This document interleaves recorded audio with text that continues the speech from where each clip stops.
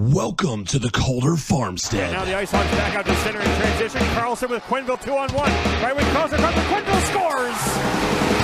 Here's a chance for Herrick. Fighting scores! Off the face-off! Up in Zeminger.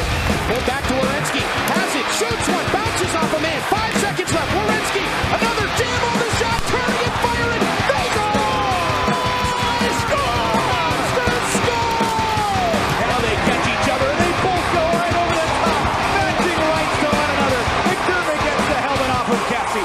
And now with 9 minutes gone in overtime, the Bears breaking out right side with Bear. Looks like cutting to the net. Bear will score! And here are your hosts, Cece and Sean. Hello and greetings from the mile-high city of Denver, Colorado. And Brampton, Ontario. Aw, sad day. Rest in peace, Beast. Welcome to the Calder Farmstead Podcast, episode number 14 for Tuesday, February 23rd, 2021. If you were hoping for a podcast featuring help with bovine genetics and artificial insemination, we are not going to be much help. This is an American Hockey League podcast, and my name is CC Hockley. And I'm Sean O'Brien. And as always, we thank you for tuning in with us. If you're new to hearing CC and I talk about hockey, we're going to recap some of the matchups from the past weekend in the AHL for you. We both watch a lot of AHL games, and we're going to talk about what we see when we watch the film, as well as use some advanced stats to help us break it down. If that's new to you, you might want to head over to our podcast feed or YouTube channel, wherever you're listening to us from, and check out episode 0. It's a short primer on some of the stats we're going to be talking about, as well as what's important on the ice. So if you're new to the more advanced hockey stats terms, like the point shares model, or newer hockey terms like controlled zone entries, go and check that out so you'll better be able to pick up what we're putting down. I promise this isn't that nerdy or technical. It's only 20 minutes. And let's be honest, you wasted 20 minutes today scrolling through memes on Instagram. So why not spend a little more time with us talking hockey? But enough of that. Let's talk Lehigh Valley bingo. Sean was chomping at the bit. He didn't even give me a chance to introduce him for Lehigh Valley and bingo. He is ready to go. So I'm just going to yield the floor to him. But actually, yeah, I've got a question for you. Okay. In our preview. Going back to our weekend preview a few days ago, which is now, the preview of this series, it's now going to finish on Wednesday. You said that if Case was still with the Flyers, that you thought the Devils might steal a point or two. How do you feel about that prediction now? Not great, Bob. I really thought that the transition problems that have been plaguing Binghamton would be looking better by now. I figured Mark Dennehy's got to run this team, through nothing but transition in practice. They've got to execute better. They have to. And I thought that had to improve by now. It looked bad in Lehigh Valley in the first game. It looked bad in Hershey. They've got to be doing something. No, I don't know what they're doing in practice, but they still have no idea what the system is that Mark Dennehy has them playing. In transition, in the defensive zone, and probably the offensive zone too, if they ever got there. It's just, they look so bad. Definitely unexpected to hear about a team that's 2-2-1 for sure. But let's pivot to Lehigh Valley. How did the Phantoms look? Last time you said the Devils were bad for 2 periods, more than the Phantoms dominated. So did that change at all? Was Binghamton still really bad and just kind of giving the game to a subpar Lehigh Valley team? Well, the Devils were still bad, but the Phantoms looked dominant. This wasn't just one team losing worse than the other. This was Binghamton losing and them being forced to lose by LV. The Phantoms looked phenomenal, especially in the early going. They looked like they were shot out of a cannon. First 10 minutes of game, they're just swarming the Devils on the forecheck, putting pressure everywhere, and the Devils are just fumbling the puck at every turn. Gilles Sen kept this game from being much, much worse. This very much could have looked like the first game in Chicago, Iowa, but Gilles Sen really, really managed to keep the Devils in this game. Now, speaking of Gilles Sen, you mentioned him as somebody who stood out. Obviously, Zayd Wisdom, your opinion, one of the best names, the best name in the AHL. He scored twice. Did anyone else stand out? Did anybody else stand out to you in this series? Max Willman for sure. He continues to just really impress. I mean, his goal in the second period was downright sexy. I mean, I stood up when I saw it and I just stared mouth open. Like, I mean, the That edge takes a work. lot. Yeah. Like I thought he was going to just, turn it right over to the defenseman on the blue line, but the edge work, the deception, like the dynamic body posture, the shooting mechanics,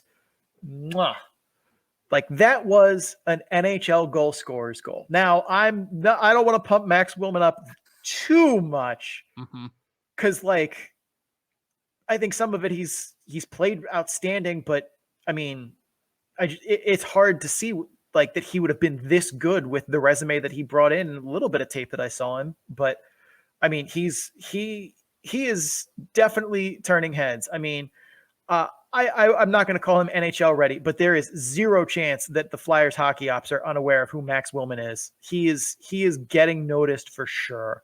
I mean, he has been the driving force of that offense in every game they played.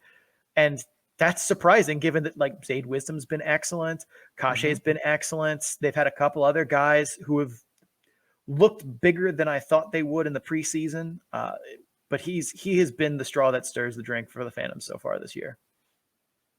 Boy, and I must be tired when I looked at Kashey and said Case, so forgive me for that. But it's all right. But on the negative side for the Phantoms, some others stood out. Although it's hard, a lot of them looked really good. Mueller has looked rusty to me. Like I don't know if this is just he's getting older and this is the natural decline of his talent, as he's certainly on the back nine of his hockey career. But he looks like he's not quite game ready with like his timing, his puck skills. He just looks rusty. And I'm not sure if that's just, hey, you've had an insane layoff and that's reasonable, or if this is what you can do now. But he has definitely been someone that I've been watching and expected more from so far and just haven't seen. In the wait and see kind of side of it, Zane McIntyre didn't have to be a real goalie until about 8 minutes left to go in a 3-0 game. I mean, don't get me wrong. He made some very big saves in those 8 minutes. But I still don't think he's the goalie his stats say so far. He's played fine. He was still late on some reads, and he really hasn't been tested across 60 minutes. Like he's had to be a goalie for like half a game at most so far. And that's not enough for me to be like, no, I was wrong. He's definitely a middling AHL starting goaltender or better. There are small things that I don't think the teams have taken advantage of because the team's played very well in front of him.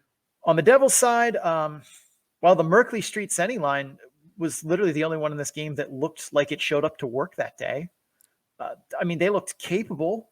They generated some zone entries, a scoring chance or two, but other than that, on offense, this was a disaster. And I mean, like I said, when I was worried that if Street and Senny didn't come up, who was going to step up and play 1C for them? And it's like, well, Studenich is not that guy.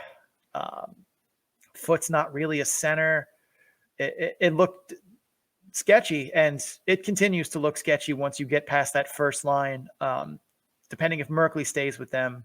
And either Merkley, Foot, Street, and Senny, like those are the only forwards that are really doing anything. The rest of them are varying shades of, yeah. That's not a color you want. Is no, that's not a face you want me to be making. I mean, most of them have been like, some of them look rusty, like pucks are like they have concrete in their gloves, and that's something that you can shake out over time. But then some of them just look lost, like they don't know where they're supposed to be. I don't think that's been Foot. Like he hasn't been bad, but I don't think he's been great. Like he's had good shifts. He's done good things. His skating is still not NHL level, but I mean, it wasn't going to become NHL level overnight. He shoots well. He uses his body well, but there are definitely small moments where, like we talked about in the preview, taking too long of shifts and getting gassed, or just missing some neutral zone plays. He's been fine, but I wouldn't call him anything more than fine. Riley Walsh has been downright awful in transition. trying to make that first pass. He has been an absolute liability in neutral zone defense. That like end-to-end rush goal that he had was beautiful. Like that was a highlight reel goal. And outside of that, in the other, 59 minutes and 45 seconds of the game, he's been bad. 5-on-5. Like power play wise, he's looked fine as the quarterback, but like he is bad in transition when he's not skating with the puck. Anytime he tries to make passes in transition, it's like he just turns it over at an alarming rate. But the fact that both Foote and Riley Walsh are getting puff pieces in local news, that's comical. Like, this is some fanboy blogger nonsense and not real sports coverage. This very much reads the I saw a box score and chatted with both of them on Zoom as opposed to I watched the game. Because if you did, you would have seen Riley Walsh just serving up pizzas in the neutral zone. Like, that's not worthy of what was written about him.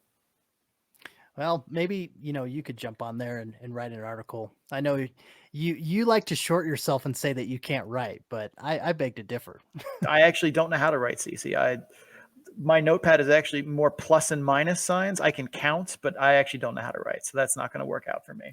Oh. Plus, I think I would have to live in New Jersey to be a local reporter there. And no. Oh, yeah, right. Yeah, you're not going back there anytime soon. So definitely not to Newark. Yeah, definitely not to Newark.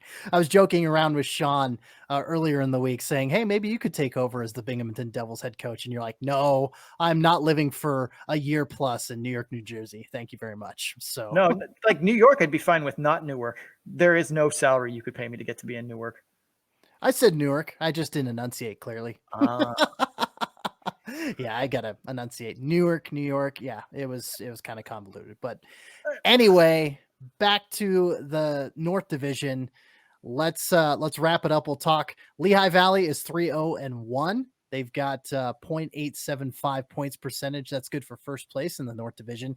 Binghamton 2-2-1, and they're an even 500 with points percentage. They are 5th out of 7 teams in the North Division. So yeah, the series wraps up this Wednesday.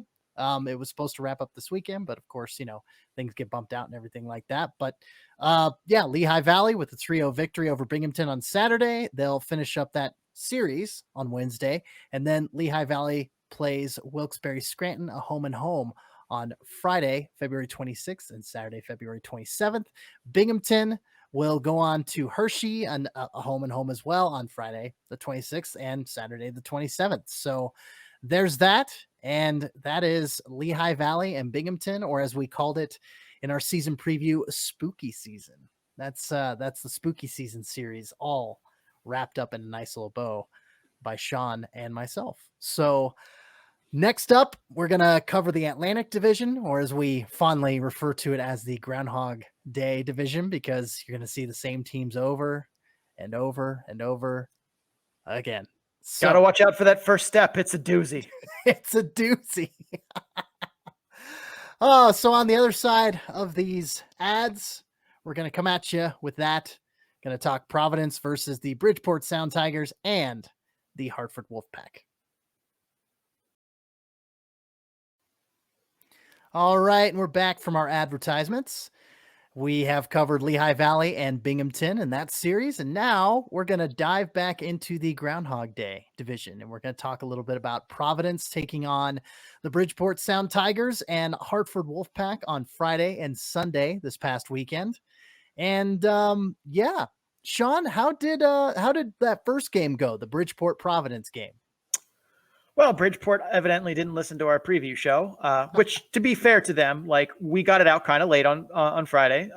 We had some technical difficulties with YouTube, but these things happen. But yeah, they very, very clearly didn't listen to that in the locker room, as they took a bunch of bad penalties and then had Jeff Kubiak out there killing the penalties, and he was still bad at it. Luckily, and I say luckily with purpose, those penalties did not turn into power play goals for Providence. And to their credit, Bridgeport played an okay second and an actually pretty good third period, but they did not show up for the first period at all. And that Bridgeport Sound Tigers forward group, they're not getting the job done by and large. Like AJ Greer and Tanner Fritz, they don't look bad, but they look ineffective. Like they are not making an impact on these games. And that's not what you need from guys that are supposed to be top 6 forwards. You need them to be involved, to be doing things, to be creating scoring chances, zone entries, exits, hits, something. And they're just not. Like they are absent from any real, like I have to specifically look for them on their shifts in order to find them in the play because they're just not doing anything. And that's not what you want to see from those guys in your top 6. And I mean, the forwards group in general is not really getting it done. Of their 24 shots on goal in this game, 14 were from defensemen. Now, the defensemen, for the most part, weren't, just winding up and taking those from the point. They were getting involved in the play. But like your forwards need to be taking more than 10 of 24 shots. That's not getting it done. And none of those were from Greer or Fritz. Like you cannot convince me that those guys played good games when they are not generating shots, not generating zone entries. They're really just kind of skating around out there. From the Providence side, Sean continues to look very, very good. I liked his play a lot. I think if he were like 6 foot and 190 pounds and could do what he do, he would be in the NHL. Like he very much plays that modern style. And it seems like it's not just a random flash. Whereas kind of like we talked about with Cam Hughes, he kind of like he played a very similar game to the ones prior to this, but didn't end up on the score sheet. And we talked about how that wasn't terribly repeatable or sustainable. Jacob Lacoux, okay. Like he was in the game, but he definitely did not take center stage. I thought Lantosi played a very good game for Providence. Goaltending was great. They got good voodoo. But overall, Providence, very dominant first period from them. About a draw in the second period. And then once they scored, it seemed like they kind of were trying to win a 1-0 game. Mm-hmm. So, and Bridgeport let them. Like Bridgeport, I thought played a good third period, but definitely did not look like a team that was down 1-0, just, driving to playing with desperation. They looked like it was still tied. And then, oh yeah, that's right, guys, we're losing. Yeah. When there's no fire, when you're down, it doesn't matter if you're down a goal or 2 goals or 3 goals at any point in the game. It's like, especially because they scored so late. When you score a goal with just over 5 minutes left in the game, like Providence did there, you're playing to a 0-0 draw. And after 40 minutes, it's like, okay, we have 1 period to win, just 1 period to win. And then you let up that goal late in the third. And if there's no fire, then why are you out there? Why are you playing the game? Yeah, it just doesn't make sense. But like Sean said, Providence Friday night 1-0 victory over the Bridgeport Sound Tigers. With that 1 goal late from Senshin. Yes, yep. That's right. I'd forgotten who'd scored that game winner, the only goal of the game. But yeah, Senshin got his second goal of the year up to that point. So next game, that Sunday game with Providence taking on the Hartford Wolfpack. Now the Wolfpack lost 5-2. And here in the notes, it says that you think this game was close. There's going to be another game that we'll talk about, Iowa and Chicago, that kind of, echoes the same sentiment, but I'm foreshadowing a little bit here. Now, why do you think this game's closer than the 5-2 final score? This Hartford Providence game was much, much closer, in my opinion, than the 5-2 score would have indicated. The Wolfpack controlled play and very much created the playbook for how to beat this Providence team in long stretches of this game.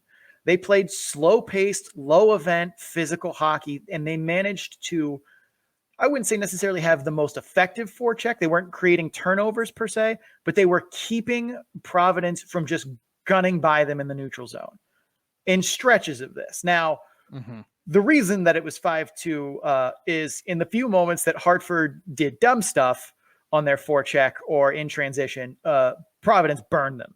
There was one instance in which I think I sent you a screenshot of this where it's like, yep, those are all 3 of your forwards below the dots in the offensive zone. And Providence has possession of the puck and is about to start transition. I'm like, this is going to end very poorly for them. And it didn't end up in a goal, thankfully, but it did end up as a very good scoring chance against. And there were moments like that where And they all came in transition. Like, you can't get caught with having all of those forwards below the dots and Providence, the faster team about to start transition. Like, you do that, you're going to have a bad time. They also had a couple of moments where they had defensemen pinching down boards where it was like, they were never going to win that race to the puck. Like, they should your D just straight up gambled, and they should not have. And there's an odd man rush the other way. And look at that. Another scoring chance for Providence. Like, you can't do stuff like that against a team that is just that much faster than you and that much crisper in transition. And that was the root cause of most of Providence's scoring is they Hartford made a mistake in transition that it seemed like they understood was a mistake based on the way they played the rest of the game. Like, that was something they were trying not to do, but those lapses really cost them. And I mean, having to preach you have to take this conservative approach against the P Bruins if you're Hartford and Bridgeport. I hate this. I hate conservative tactics. I hate Barry Trotz and the 1-1-3 and Guy Boucher and the 1-3-1 4-checking snooze fest. Give me, Providence track meets all day long. But that's the way that they have to play to win these series. They have to have, their forwards be responsible when Providence is starting to make transition plays. Like, they cannot get beat because these odd man rushes are going to get them murdered. And that's what happened. Like, they were 3, maybe 4 mistakes away from winning this game. And from a 5-2 score, you don't see that. Yeah. And, it was surprising when, talking with Elaine Shircliff, again, a little bit of foreshadowing here, but, talking to her privately in our messages, she said, hey, I brought that up to her. I'm like, geez, Chicago's just dominated this weekend, 10-2 and then 4-1. She goes, that 4-1 game was a lot closer than you think. And of course you look at the score, the shot sheet, and it's, a little different. Hartford didn't have an enormous amount of shots on goals difference than say Iowa versus Chicago. But the fact that, if you're going to play conservative against a team and it's and you are caught with, like you said, that screenshot you sent me, those 3 forwards that were so deep in that zone, it's like you are just begging for trouble.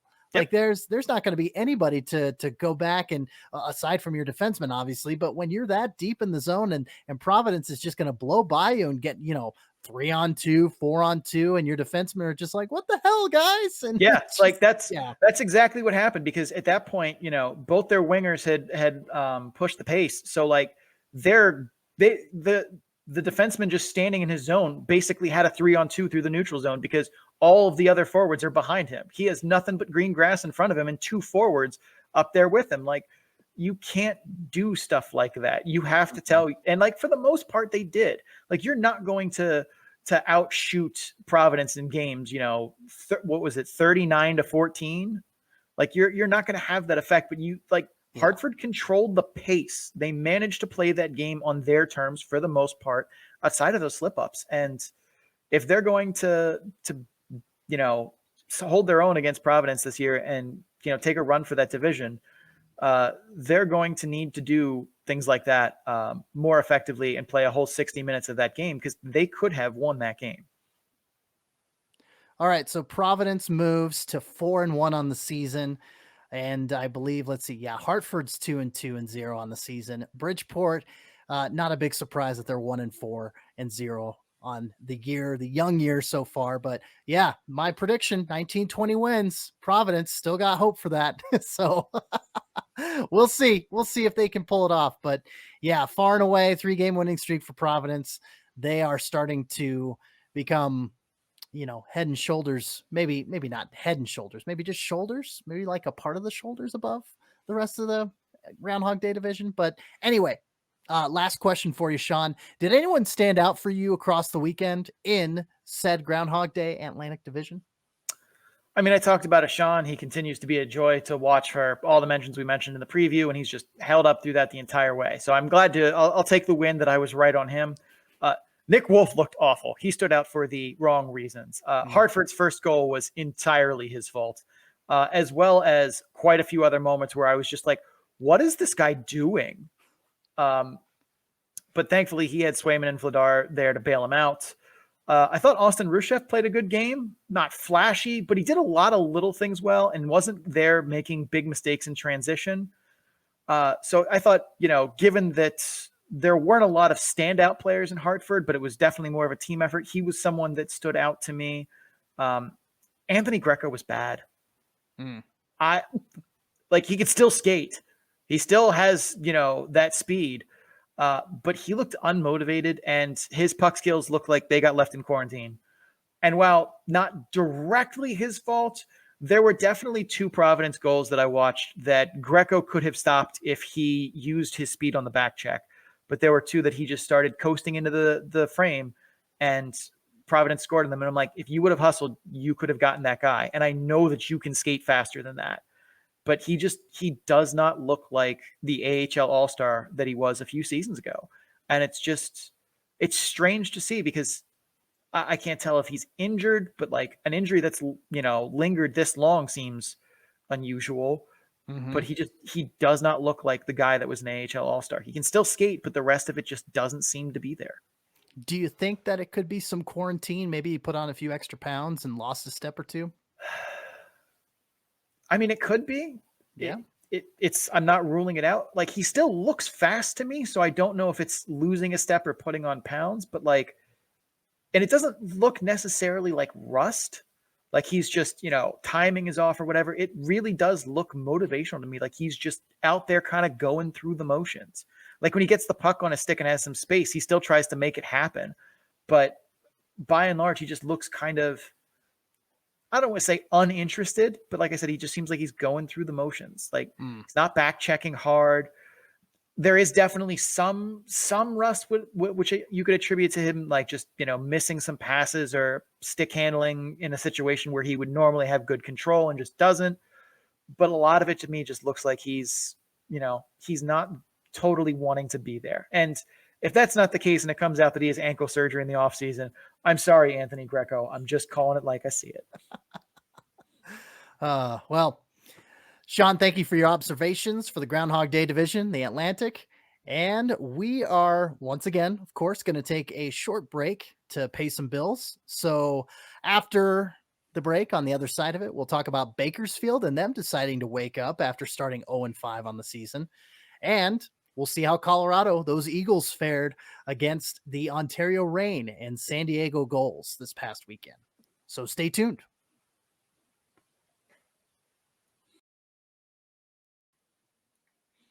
All right, and we are back. We're all finished up with the Atlantic Division.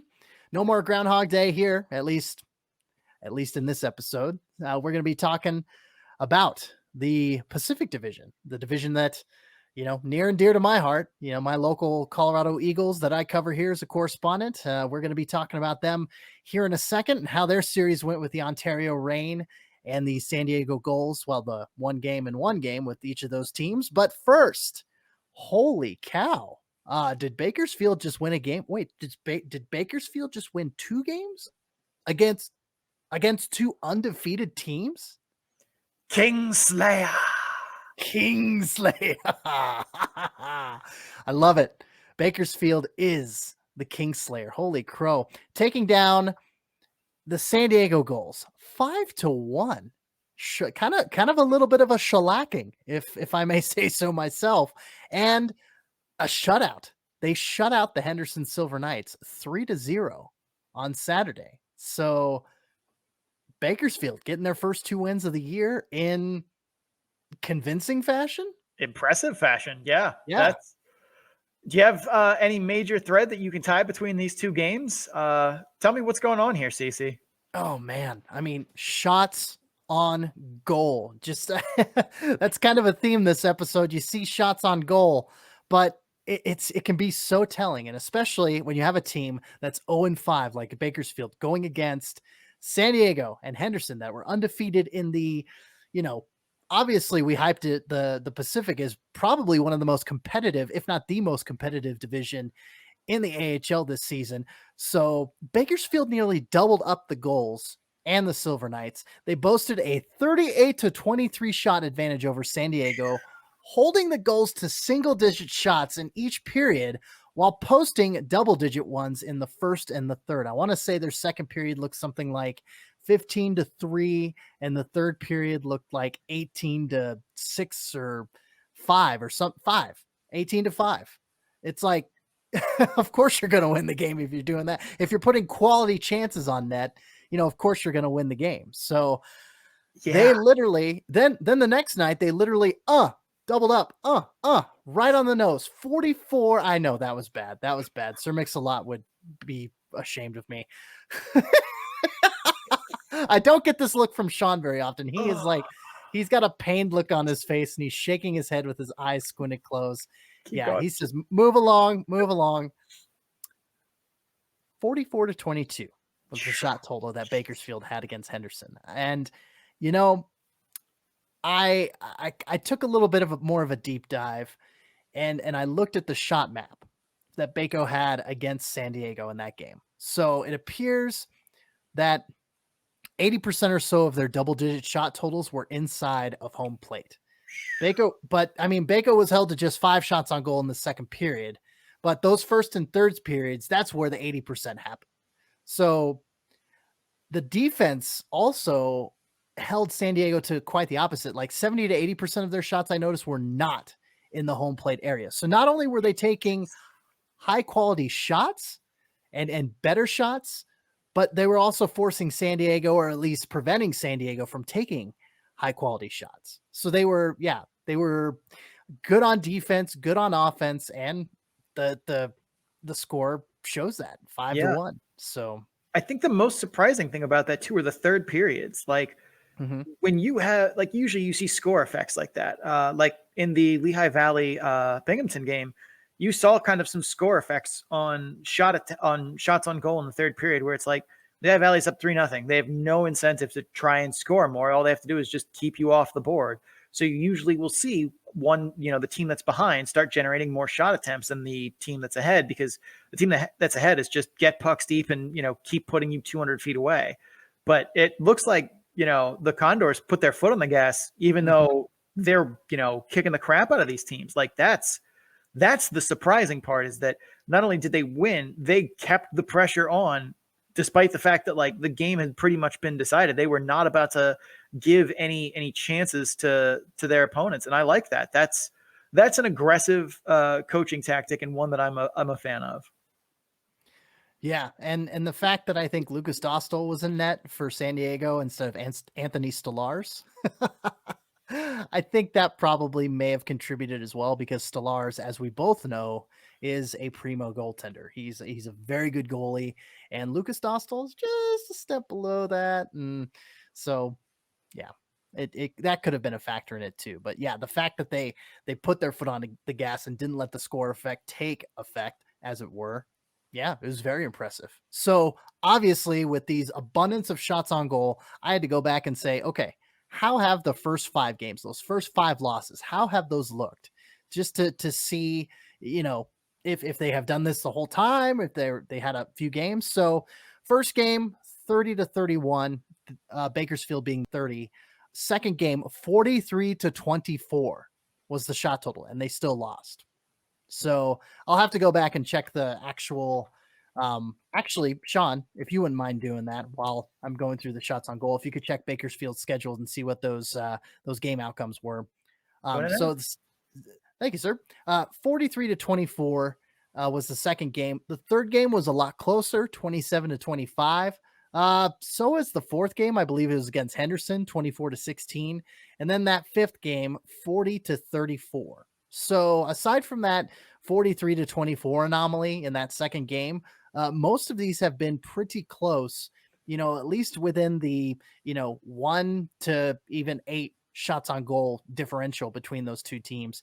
Now, 2 of those games were 1-goal affairs, so it's not like they were blown out as well. But yeah, the fact that Bakersfield, could at least keep it close in a couple games and have that much of a shot on goal differential in that second game as well. It's like, yeah, it's, I guess it shouldn't be too surprising. And Bakersfield's 4th in shots for in the league. They're 4th in the league with 35.14 per game. And they're also fourth in the league in shots against. In shots allowed, they have 25 even per game. So something was bound to give. Yeah. So let's see. Friday, February 5th, first game, 4-1 loss to San Diego. Then they lost 3-4 to San Diego, 3-1 to Henderson, 3-0 to Henderson, 4-3 to San Diego. Then they won 5-1 and 3-0. But if that's their shot differential so far, like, you should be winning more of these games. And I mean, we weren't super high on them to begin with. Right. Mostly because I think we were concerned about goaltending depth because their goaltending is not that great. And it looks like, when one of them is going to end up getting called up to Edmonton, it's risky. Or not getting called up to Edmonton. That Stuart Skinner went to Edmonton. That's like that really makes their depth look kind of sketchy on the back end.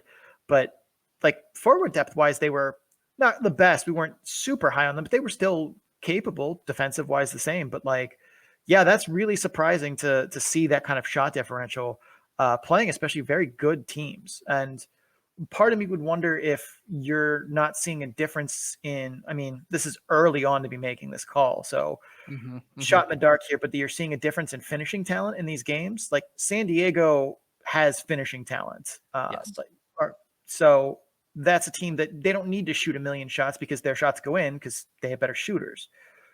Henderson, at least so far, has looked like they've had finishing talent, although I'm skeptical of that still.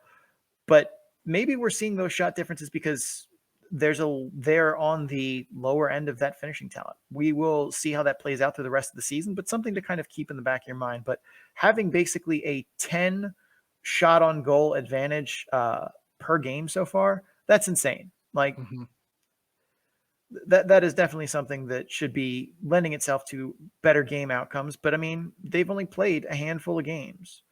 So when you've only played 7 games, goofy bounces and luck are going to happen. Right. So we'll see. We're coming up on a quarter of the way through the season. So we'll see what that looks like come 3 quarters and fully complete in the season. We'll see how Bakersfield responds then. So, so that's all I've got for Bako. I mean, yeah, kind of a pleasant. Well, it was definitely a surprise.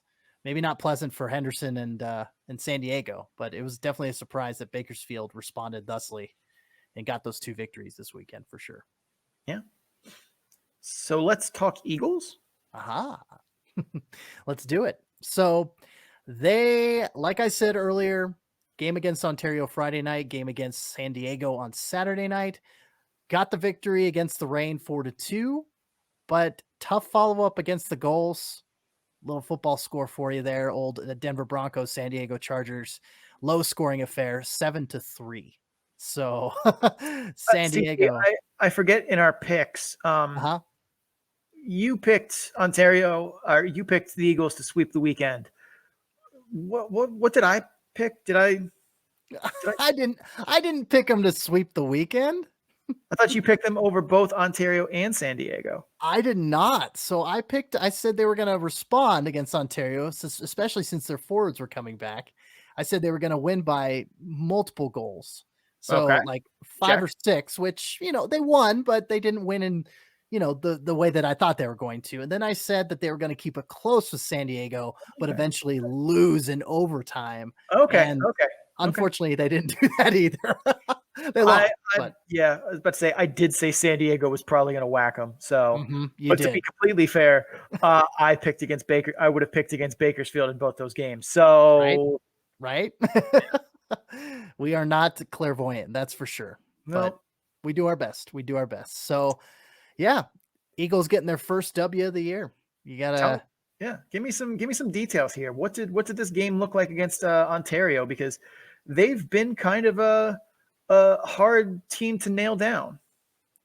Yeah, their first win of the season, Colorado's first win of the season against Ontario was what I'd like to view as a statement win. I mean, obviously when you're starting out the season, Bakersfield had a couple of them, but Colorado, I think this is a low key statement win because, when you come out swinging like Kiefer Sherwood did, I tell you, so Ontario won the opening faceoff. And Colorado's top line, Riley Woods, TJ Tynan, they force a turnover in the rain zone. Sherwood then snaps the puck past JR Berube, for a quick 1-0 lead, just 11 seconds in. That's a hell of a start. That's a good way to start a game. But so it probably didn't hurt that former Eagles captain, defenseman Mark Alt, was a healthy scratch, or well, he was a scratch. I don't know if he was a healthy scratch, but that definitely hurt their defensive effort. And so they put in 21-year-old Marcus Phillips, who has played a handful of AHL and ECHL games, but I mean, he finished up his OHL season with the Sarnia Sting last year. So, yeah, it was just a matter of, 21-year-old rookie essentially versus Mark Old. That probably didn't help Ontario's cause much any either. So Colorado's second goal came 5 minutes into the second period, and then in the third period, the third period came. So Riley Woods, you're going to hear that name a lot because he frustrated the hell out of me this weekend watching him play. He fell down on his defensive effort, didn't get back on defense, and that led to a rain goal to make it 2-1, not even a minute into the third. So, you eliminate that 2-goal lead, the most precarious lead in all of hockey. The Eagles' third line then let Cale Clegg keep the puck inside Colorado's zone and then left Cole Holtz wide open on the left wing for an uncontested shot. Brutal. Tie game 2-2. But here's where Colorado's mettle comes into play. So the Eagles take 2 stupid penalties in a row, and then they kill them both of those off. We're still in the third period here. Then Josh Dickinson has a big face-off win in Reign territory. He bumps it out to Charlie Girard for the go-ahead and eventual game-winning goal at 10:28. So I need to remind you, that's your fourth line. And when your fourth line steps up huge like that, that's just a testament to your will and determination, in my opinion. So Tynan adding the empty netter to close it out, after they pulled the goalie. We'll get to that. Sean's got some beers maybe to give away. But yeah, Colorado almost snatched defeat from the jaws of victory, but then they had to go and totally redeem themselves. Yes. So that's the Eagles side of it. Give me the Reign side. I mean, how do they look compared to their first win against the Eagles on Wednesday? So yeah, like you said, I mean, they just barely picked up their first win, just a game ago. And then they come into this game and it feels like they took 1 step forward and 2 steps back all game. Didn't help to fall behind 1-0 early, but to not respond to that and to another Eagles goal until the third period. Yeah, that doesn't bode well. To leave the Eagles to do their thing and continue that pressure and everything like that. Yeah, not good. So the line of Madden and Kaliev and Byfield, it looked fine, but I think it was telling that they didn't have any points and they had both of Ontario's minor penalty minutes that night, or minor penalties rather. So the Reign were physical at points, but not nearly as much as the Eagles. Colorado kept forcing turnovers and stifling a lot of neutral zone play creation. Yeah, that's never good when you can't even get out of the neutral zone. But the Reign made the Eagles pay when they made those big mistakes. Riley Woods, looking at you. But they couldn't close it out in the third. So in short, I think what Ontario is missing, and obviously their record is indicative of this, I think they're missing the killer instinct and to shut down the game late. It definitely seems like in one of the pressers I've seen with Coach Robo, John Wroblewski, that they've been lacking like a 60-minute effort. Like they've been playing well in periods and stretches, but that they haven't been able to string together a full game. And I would say too, it sounds like from your description that they were missing that in parts too, where they had good moments. They were able to force some plays to go their way, but when you can't, transition is a huge part of success in hockey. I mean, the Binghamton Devils definitely know that, but the fact that if you're getting stifled in the neutral zone, the Eagles are defending their blue line well, forcing dump-ins instead of carry-ins, forcing offsides and turnovers instead of dump-ins. Like that's what you want to do to a team that is fast, that has talent, but is still trying to kind of figure it out. As if you can create those small barriers, then you're going to tilt the ice in your direction. And it sounds like there's some of that going on here too. But talk to me, Colorado coming off of, like you said, what sounded like a statement win. Did that statement continue the next night in San Diego, or did a different outcome kind of. Yeah, the statement they made was, we're going to let 3 goals in 5 minutes in the first period. So the first 5 minutes. And again, Riley Woods, responsible for 2 of those 3 goals. There's a reason he got released from his professional tryout agreement today. Oh, yeah, that's yeah. He was placed on the first line. He was placed on the first line these past 2 games, and he kind of blew it. Not to put the guy on Front Street, but he kind of blew it. I mean, this first goal. So they're in San Diego territory. Woods passes back to Keaton Middleton, and he botches the pass. So Vinny Lettieri just boom off to the races, breakaway, goal on Trent Miner. You're up 1-0. So Charlie Girard could have made it 1-1 on a breakaway that he had for the Eagles. Hit the post.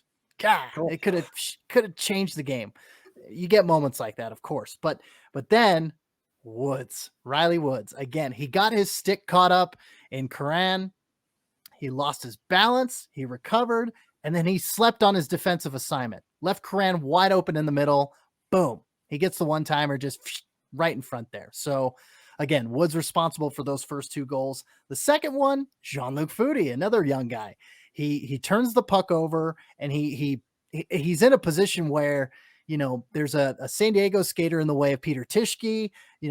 Davis is out of position. It's just like the defensemen for Colorado were all clogged up. And next thing you know, 5-6 minutes into the game, you're down 3-0. So not a good start. And just kind of, again, San Diego's depth is just so deep not to be redundant, but to be redundant. Of course, Trevor Zegras scored twice. Jamie Drysdale added a goal. When your youth is scoring, when your veterans are scoring, like Lettieri and Curran. The Eagles got a goal each period, but the goals had 7 of them. So not going to work. Even former San Diego forward Sherwood scored, but revenge is really a moot point when you lose by a football score. So I think maybe leaving Trent Miner in after, those 3 goals, I don't think were really his fault, because it was just young guys making some mistakes and being boneheads. But, to leave him in for 6 goals through 2 periods, I think that's a little cruel. Yeah, you're wincing. I see it. So that seemed to be an overarching kind of theme of this weekend is like, because and I didn't bring this up when we talked about the Groundhog Day division, but there was a goalie swap in Bridgeport that I was like, okay. It wasn't, I wouldn't say like that was a mistake, but like I felt like it wasn't merited, but sure. But yeah, that definitely seems to be one we're coming back to, of guys swapping goalies at either too late or maybe too early or just at weird times. But definitely a reoccurring theme throughout this recap here this weekend and watching a lot of these games. Right.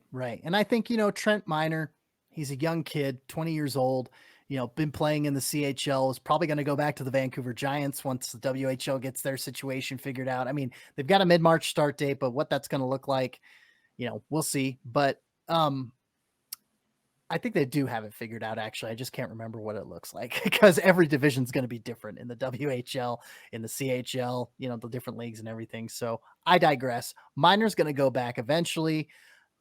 I say, why not? Why didn't you give Parker Gahagan a chance? Now, granted, ECHL level, he's serviceable, playing with the Grizzlies and everything like that. I mean, why not? Especially if Miner's getting, getting not run out of the building, but again, the word cruel comes to mind to leave him in for 6 goals. So that's fair. All right. So let's talk about the biggest impact among the 3 forwards that, we pumped their tires for this weekend. Big guys who got sent down: Salamaki, Sherwood, and Tynan. Who are we calling, as the impact that, who are we saying made the biggest impact here of the weekend for the big 3 there? Well, Sherwood was definitely, great. Like I said, he came out of the gate and scored that quick goal in that first game, set the tone. He had a couple of goals, 1 goal per game this weekend, but the big difference maker, I think, is the veteran TJ Tynan. And, he contributed on the ice, but he also is he's got top line leadership. He's a first line guy. I've said it before, I'll say it again, one of the best playmakers in the AHL. It was just really cool to see him directing traffic, he would come up to a face-off. He'd be pointing to the young guys saying, you need to be there. You need to be there, and just being a leader and just, putting everybody in their places. He's no stranger to the Eagles organization. So he's got that familiarity with the guys that have come back for this season from last season. And, he just was relentless during his shifts. He was tracking down the puck, when he needed to. Obviously, he's not going to chase after it and be out of position. But that's the thing, is on both sides of the puck, on the offensive side and the defensive side of the puck, he was in the middle of it, and he was making plays, and he was trying to make something happen on both offense and defense. And, that showed on special teams too. He didn't stand pat. He didn't blow any assignments. He truly played like he's got a lot of poise. And so it was apparent on the ice, and it was apparent on the stat sheet as well with the goals that he had too. All right. Well, now we have to talk about some sad news. Oh, losing a couple of guys. Bye-bye. Yep. Trevor Zegras is going to be making his Ducks debut tonight as we record. He was recalled on Sunday the 21st. And Krebs is heading back to the WHL to join the Winnipeg Ice in their East Division, which will meet in Regina, Saskatchewan, in a hub to play a 24-game season starting March 12th, which is dumb, but we won't get into that. Yeah, it's like 24 games. Dumb. Anyway, Zegras is tied for first in scoring overall, 4 goals, 5 assists, 9 points. Krebs is tied for fourth amongst rookies, 1 tuck, 4 apples, 5 points. Very sad to see them go. But Krebs is not coming back. Like I said in the preview show, I need to stop trying to predict what teams are going to do with their taxi squad and prospects this year, because it's like, I struggle to believe that Zegras is going to come back, but he might. I didn't think that Studnicka was going to come back to Providence or Vladar, right? Or Vladar, yeah. I mean, there are guys that weren't in our preview show because I'm like, no, that guy's 100% going to stay with the NHL club. He's getting games. He's looking good. And then here we are. Oops. Yeah. Almost like if Toronto hadn't sent Nick Robertson down to the Marlies, we wouldn't have talked about him. We'd be like, no, he's going to stay with Toronto. He's going to stay with the big club. Nope. So I think this is probably the last we see of Trevor Zegras, but I'm sure in 2 weeks we'll be talking about how that was a stupid thing to say, because Zegras somehow is on his way back. I can't imagine he looks bad in the show. But whatever. I'm sad to see him go, because it's the Pacific Division has clearly just been a Trevor Zegras showing us that this is his world and we just live in it. Yeah. Go ahead. Oh, just going to say, I was rendered speechless when we were talking about him in the season preview. I looked back on that the other night, and I'm just like, Zegras is amazing. Because he is. He's real good. Yeah, he's real good. I don't think he's NHL ready, just because he still needs some strength and conditioning and some size. But other than that, everything else looks fine. Mm-hmm. He talked about in one of his interviews about pucks on the boards and having, defenders pinch down and be heavy on him. Yes, but that's something you can also pick up, during practices and work on. That's not you need to go to the AHL and learn that. But I'm going to miss Zegras. Krebs, I feel the most sad for. Not because of him going to the WHL and the dumb things they're doing with the Regina hub, but the fact that he has to wear an inferior helmet the rest of the season now. No more chrome beauty. No more Henderson Silver Knights chrome. Yeah, I was going to say chrome dome, but that's if you're bald. So never mind. But we do have one last piece of news here for the Pacific Division, and that is that we have a new coach joining the Goalie Pull Six-Pack Challenge, winners. And that is Ontario Reign goalie John Wroblewski. Robo pulled the goalie with, I want to say, over 2.5 minutes left. Yes, it was. So I've got it in my notes here. Hang on a sec. He pulled J.R. Berube with 3 minutes and 3 seconds left in the game. Yeah, that's what we like to see here. So yeah, the way we're going to be awarding 6 packs of beer here for the Goalie Pull Challenge is I have the correct times listed where you are statistically at the best moment to pull the goalie when down by 1 goal. It's 3 minutes and 51 seconds. Down by 2 goals, it's 5 minutes and 29 seconds. If you are within 70% of that time, which for 1 goal is 2 minutes 41 seconds, or 2 goals 3 minutes and 50 seconds, if the next available opportunity as that time passes, you pull, you will be considered a winner. So obviously, if 2:41 passes on the clock and you're down by 1, but the puck's in your zone, the other team has possession, and you don't pull at that moment, yeah, I get that. But like as you get the play through the neutral zone and you're still not pulling, that's the moment. Right. And I was just going to say with Wroblewski, so Jean-Luc Foudy was tied up by Kaliev. He runs into the goalie, gets called for charging. And so that stops play. You get a power play. It's 5-on-4 already. Wroblewski calls timeout and pulls Berube rather. So that's perfect. That's a baller move. And for that, Ontario Reign, John Wroblewski, if you're out there listening to us, which I'm 100% certain that you are, send us an email, slide into our DMs, Calder Farmstead Podcast at gmail.com. Shoot us an email. Let us know what 6-pack of beer you would like and where you would like it shipped to, because you, sir, have won the Goalie Pull 6-pack challenge. You and Providence Bruins Jay Leach. We're still waiting to hear from you. Let us know. Yeah, Sean's got 2 6-packs that are coming out of his pockets. So absolutely, let's get this done. Yeah, let's get this done. It's free beer. Come on, guys. You're doing the thing. Oh, all right. Well, hey, we've got one more division to cover, and that's the Central Division with the Iowa and Chicago series. Oh, that's going to be fun. I'm glad Elaine's coming in to talk about this because she got to witness it firsthand. So hang tight. We're going to, yeah. Hang tight. We're going to cover that here in a bit after we pay our bills and get our sponsors. After a word from our sponsors, we'll be right back. All right. And we are back from break. And of course, we're going to be talking about the Central Division with our AHL Central Division correspondent for Full Press Hockey. She joins us once again. And it's going to take a little time before the Cleveland and Rockford game. We're going to try and get her out of here as quickly as we can so she can go cover that as we're recording here on Monday night. But once again, like I said, AHL Central Division extraordinaire for Full Press Hockey. Welcome back, Elaine Shircliff. Hi, guys. Thanks for having me back. Howdy. Welcome back. Hello. Hello. Hello. Hola. Hola. Hey. All right. But all ridiculousness aside, we have a good time for sure. Elaine. Okay. So we previewed Iowa and Chicago, that little 2-game set. We know the Wolves were good and are good and will probably continue to be good, but holy crow. Iowa gets blown out of the water by Chicago. It's 10-2 on Saturday, and then holds the Wolves hold the Wild to a 1-goal lead on Sunday, or 1-goal lead. Wow. They hold them to 1 goal, not a lead, 1 goal on Sunday. Chicago wins 4-1. Let's talk about the 10 spot first that the Wolves laid on the Wild. How did things get so bad for the Iowa Wild that they let in 10 goals? Morgan Geeky.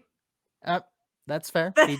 He just won AHL CCM Player of the Week and scored 4 goals between those 2 games. I'm going to be honest with you. I lost track of who scored what goals this week. I mean, like for the bulk of them, because I was like, Friday they just came. They were fast and furious in that first period. My brain was like, wait, what? No, wait, hold on, wait, no.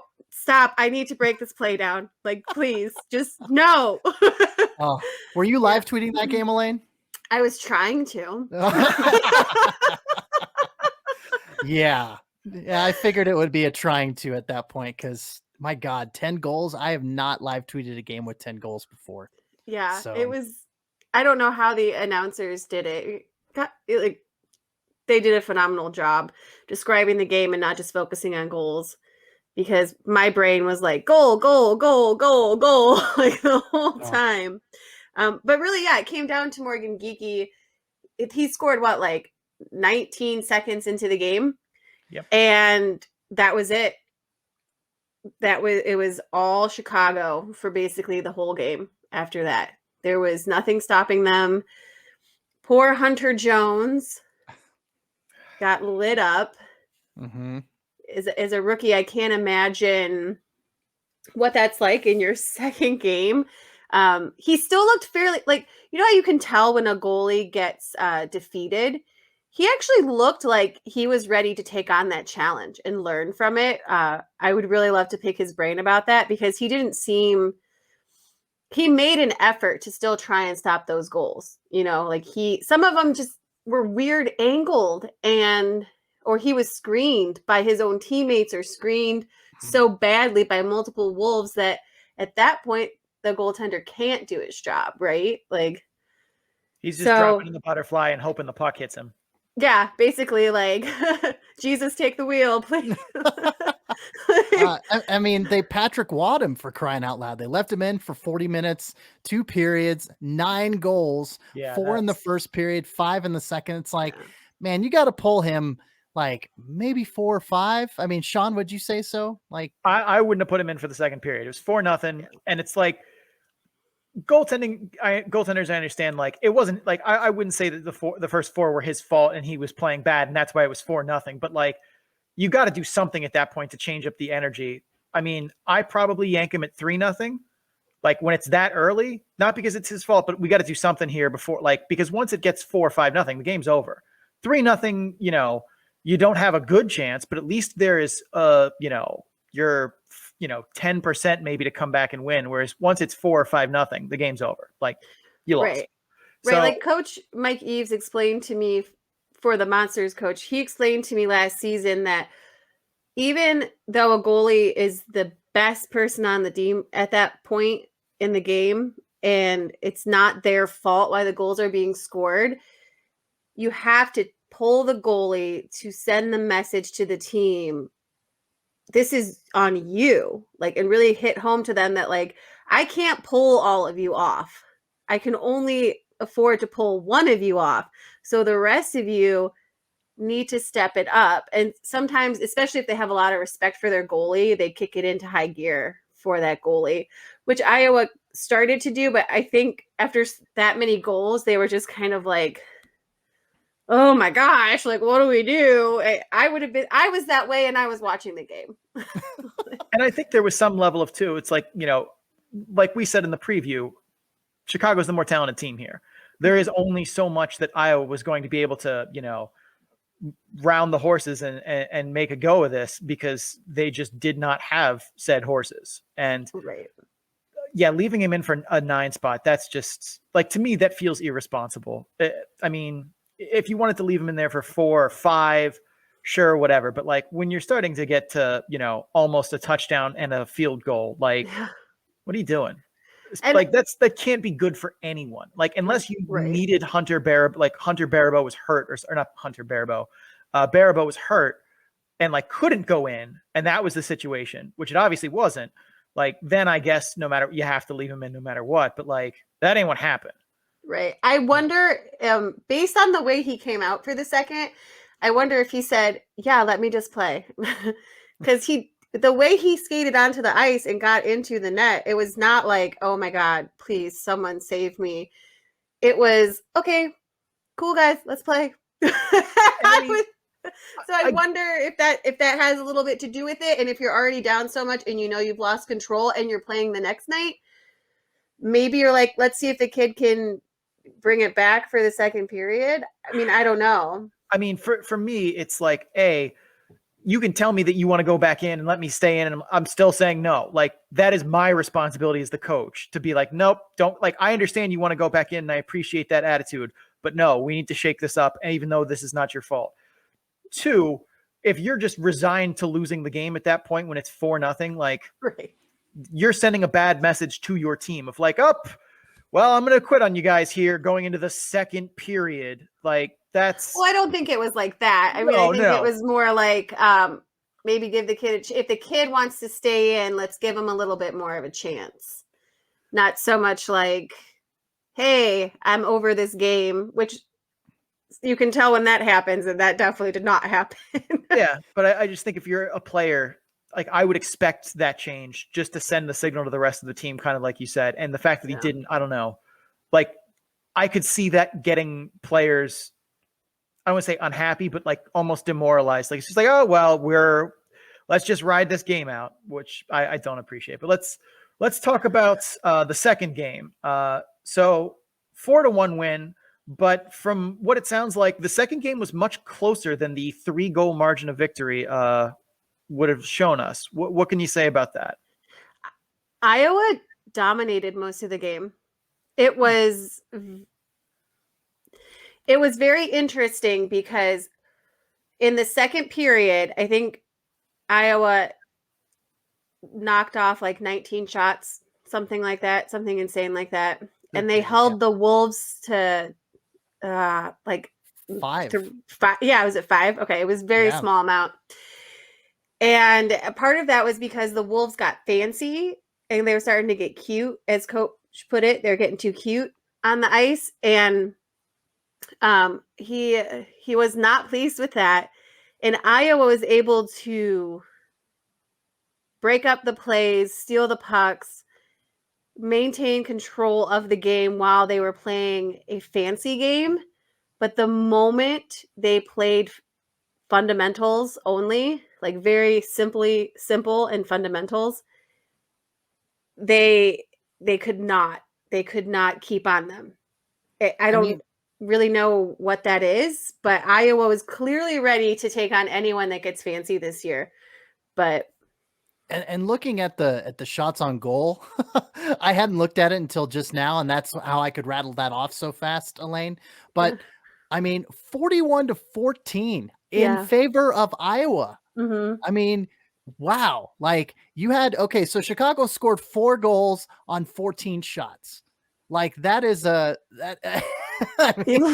don't think that's sustainable. No, definitely not. But when Iowa is out shooting you 14-3 and 19-5 in the last 2 periods, I mean, Morgan Geekie just geeked out, pun very much intended, in the first period and scored those goals. But then you got Rem Pitlick that, scored less than a minute into the first or second period. And then Tanner Jeannot just kind of as a stick in the eye, kind of the nail in the coffin at 19:56 of the third. And, the only Iowa tally was Mason Shaw at 11:54 of the second. So it's like, you look at the shots on goal and everything that Elaine just said and the effort and everything that Iowa put into it. And you still lose by 3 goals. It's like, what can you do against this team? Right. So those goals were all fundamentally sound plays. They weren't fancy. They were just like, oh, wow, that's beautiful. But it wasn't like anything that's going to end up on SportsCenter, which is funny because Coach actually said something along those lines in postgame, Coach Warsofsky. He's like, they were acting like they were going to get on SportsCenter, and that's not what we're here to do. We're here to win games, not get on SportsCenter. And I love that because some coaches will be like, yeah, wow, the plays were so pretty. And he's like, I don't care if the play was good. I care if it was completed. Mm-hmm. And none of those fancy plays were completed. Yeah. And I mean, you'll see that from time to time from a lot of younger players from junior, where it's like they're trying to get noticed. They're trying to get, eyeballs on them. And that's one of the ways you can kind of separate yourself. But I will say, it sounds like you have some score effects in some of the shot totals, but not that much. Like when you're winning in it was 2-0 going into the second period there, CC Like you'll see some score effects where it's, we don't need to shoot any more pucks to win this game, but like not like that. That is very much a period I would expect as you described it. CC, do you have anything else? Or I got one more question here for Elaine. Oh, I was just going to say the shot totals was 8-6 in favor of Iowa after the first period. So it's like, it was still, that first period was a lot closer than the rest of the game, at least in shot totals. So and then it got chippy. It got really, really chippy after that, like aggressive. And Tanner Jeannot did a really great job of being a leader in the sense of not going wild. He very much could have like unleashed the beast and just started taking people out, and he didn't. And because of that, the young guys followed suit and did not lose any sort of emotional control. Like they maintained their emotional control the best they could during the last half of that game. And that is a beautiful transition to what I was going to talk about. Very well played. So 92 PIMs in this 2-game series, including 2 major penalties resulting in game misconducts, a serious effort by refs to not call fighting penalties despite gloves off punches connecting that somehow are roughings, and Cody McLeod generally being unaware that you can't hit guys from behind. How would you characterize these games? More a rough and physical series between 2 teams who don't like each other? The refs lost control of these games, somewhere in between. Like, this clearly on paper looks like it got out of hand, but I'll let you tell. Yeah, like that's the thing. It was so, pun totally not intended, these games were wild. Like, just completely wild. Because typically, I mean, I've covered the Monsters for, this is now my 5th season. And when a game like that happens, there ends up being like basically a line brawl, a lot of jawing between the benches. Both coaches, Warsofsky and Army, they were very much like, no, we're not going to jaw each other from the bench. We're going to chill out. We're going to take a moment. And so it could have gotten out of hand. And I don't know why the refs weren't calling fighting. Yeah, multiple guys should have had Gordie Howe hat tricks. I saw that like twice where like I saw like matching roughings. I'm like, no, that was a fight. There were literally gloves off punches that connected. That's a fight. Like, nope, that's a roughing call.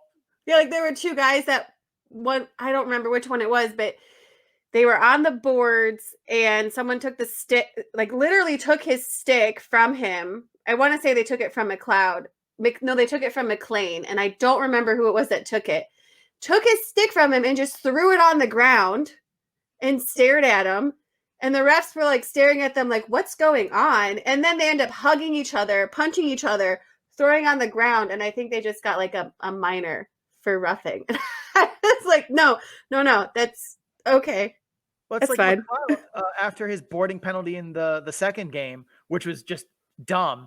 Like, he clearly plows the guy from behind, and then one of the Wolves steps up and fights him, and they're like, "Oh no, those were roughing." I'm like, "There were gloves off punches that landed. That's a fight." Nope, definitely just matching minors for roughing. Everyone circled up to watch them. It was. That was one of the strangest things. But that is with one thing about. I just really want to touch on Cody McLeod.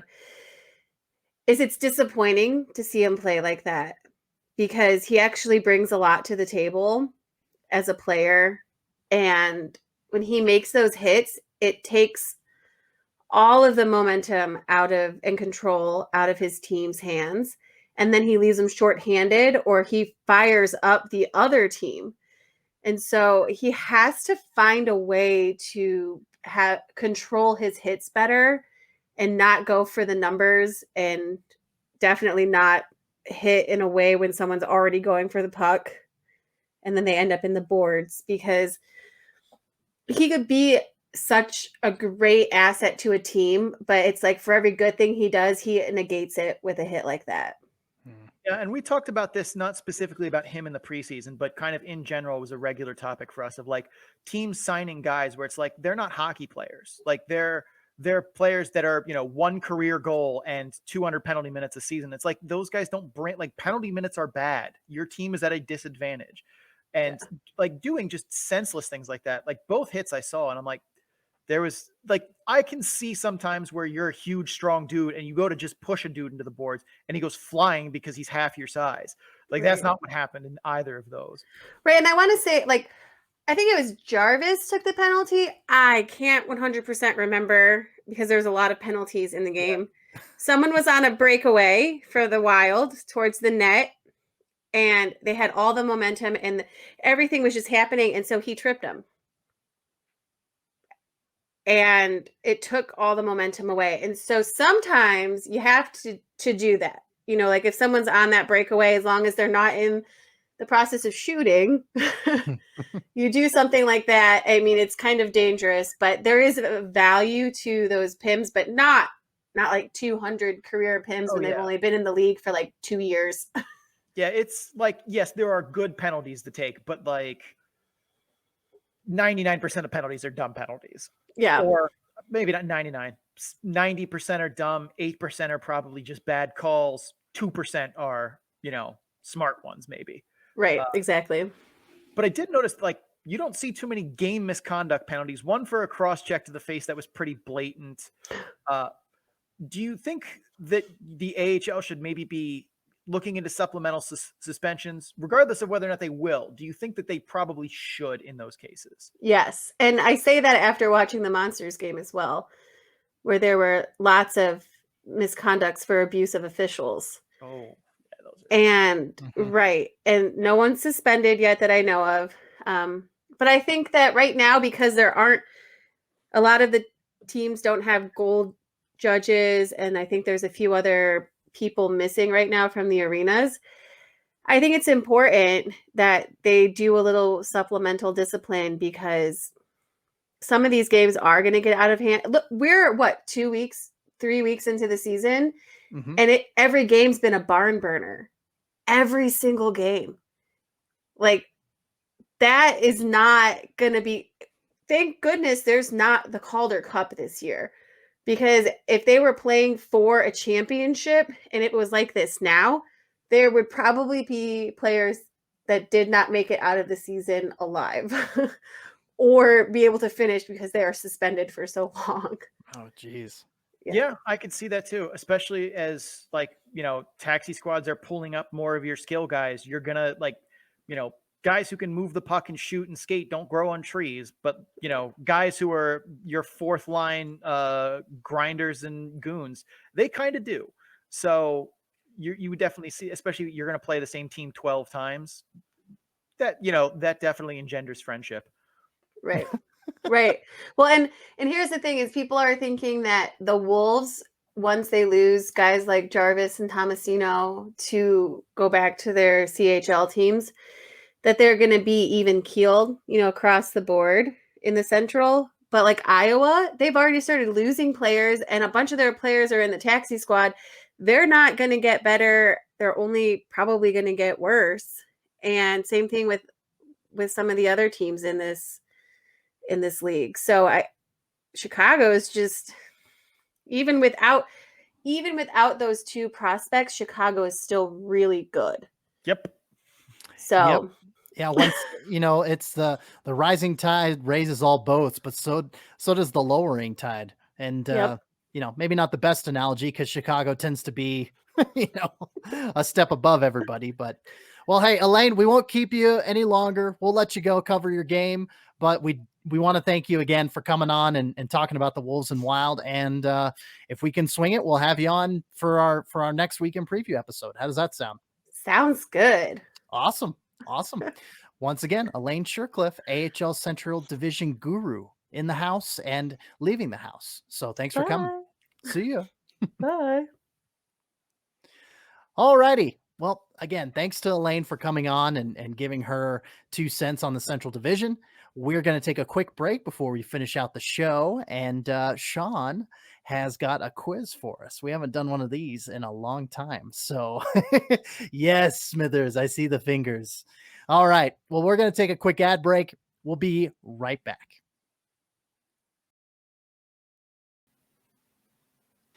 Okay. That's it for all the divisions that we've covered. So yeah, thanks Elaine again for coming on and taking care of Chicago and Iowa. And Sean, this is something we haven't done in it feels like a very long time. So I know, but I'm so excited. So for those of you who are new to our show, I am going to give CC a little quiz. We call this quiz the Time Warp.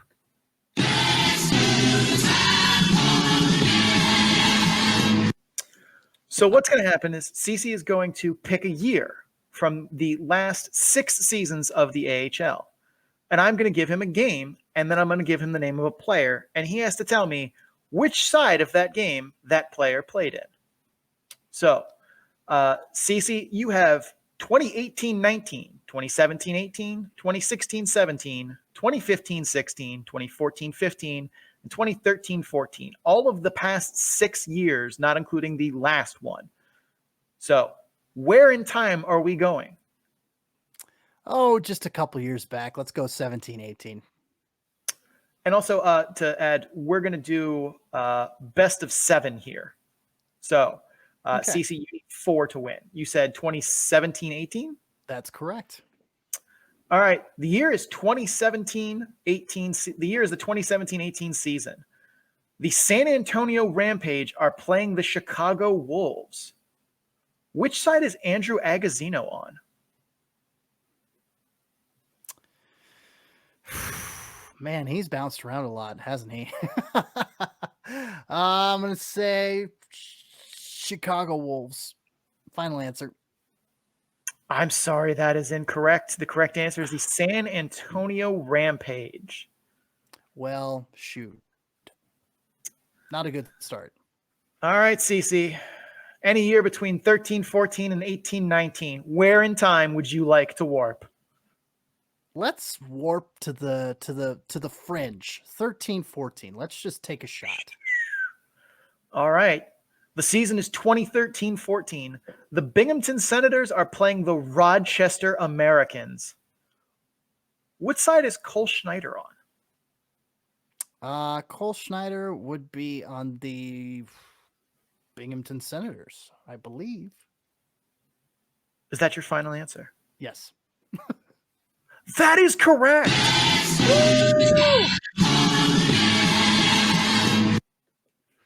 CC is on the board. All right. 1-1. All right. Well, 1 for 2, rather. 1 for 2. CC, where in time are we going next?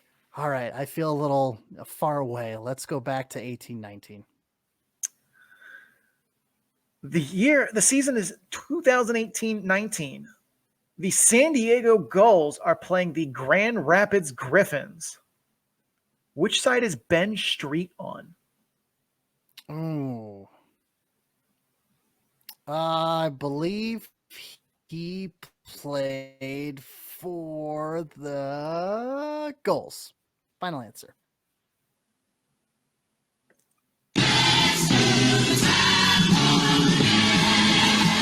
That is a successful time warp. CC. You made me nervous with the pause. Oh god. That is 2 All right. for you. 2 for 3. Let's go somewhere else. CC, pick a year anywhere between 13-14 and 18-19. 14-15. All right. The season is 2014-15. The Hamilton Bulldogs are playing the Charlotte Checkers. What side is TJ Hensick on? Oh goodness. TJ Hensick. Let's say is it Charlotte? Charlotte Checkers. Final answer. That is incorrect. He was on the Hamilton Bulldogs in 14-15. That was my gut feeling, but apparently I ignored my gut and it didn't work out. I believe that makes you 2 for 2. 2 and 2. All right. 4, yep. 4 down, 3 to go. Where in time are we going, CC? Let's go to let's do 18-19 again. All right. Last one for 2018-19. The Iowa Wild are playing the Rockford Ice Hogs. What side is Luke Johnson on? Iowa Wild. Final answer. That is incorrect. Oh no. Oh no. Oh no. He played for Iowa. Oh god. He did play for Iowa, but he was on Rockford season. Yep. I got all right, baited into that one. Need both of these to win. Okay.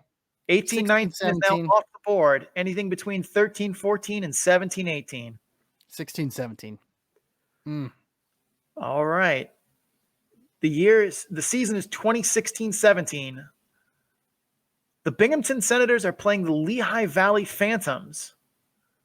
What side is Phil Varone on? Lehigh Valley. Final answer.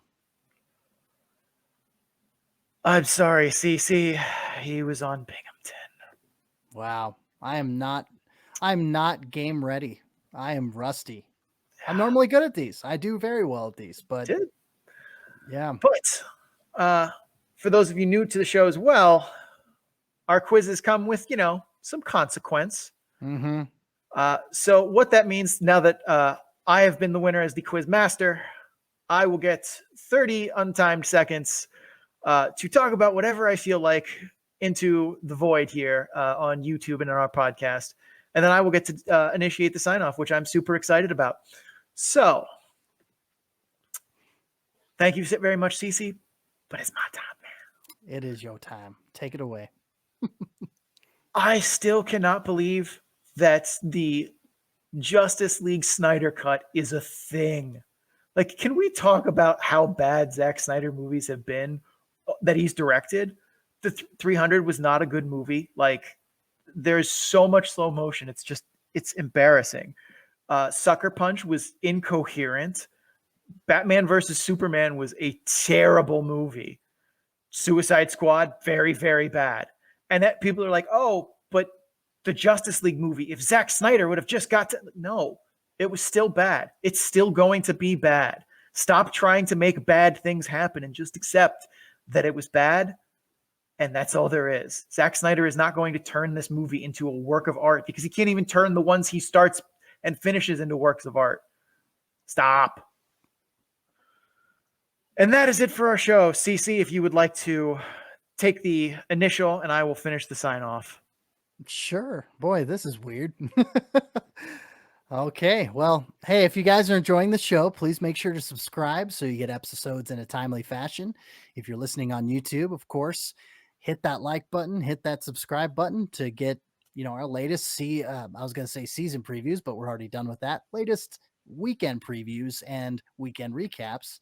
That's what we're doing this season, during the season. So comment on what you thought of the episode too. That'd be great. Doing so helps others find the show, and your reviews help us improve it.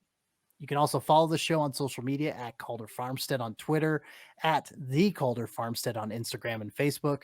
And links to all of that and more can be found on our link tree, which it is scrolling below. But if you're listening in audio form and can't see the video, the URL is https://linktr.ee/the Calder Farmstead.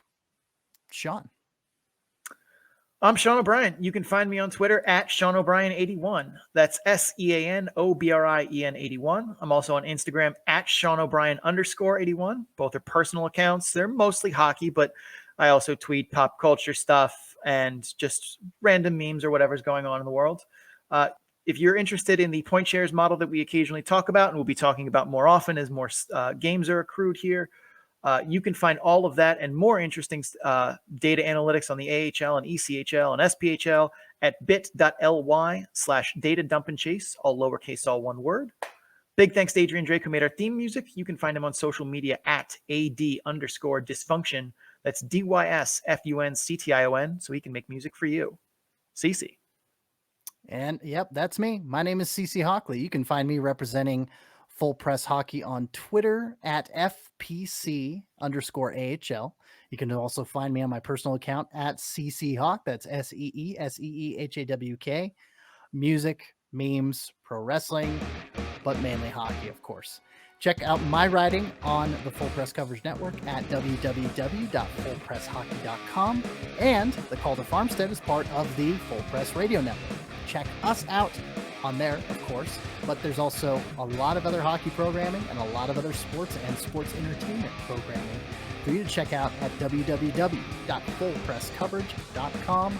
Sean, you have the floor to end the show. Victory tastes so sweet. For CC Hockley, I'm Sean O'Brien. Thank you for tuning in. Please dump and chase responsibly.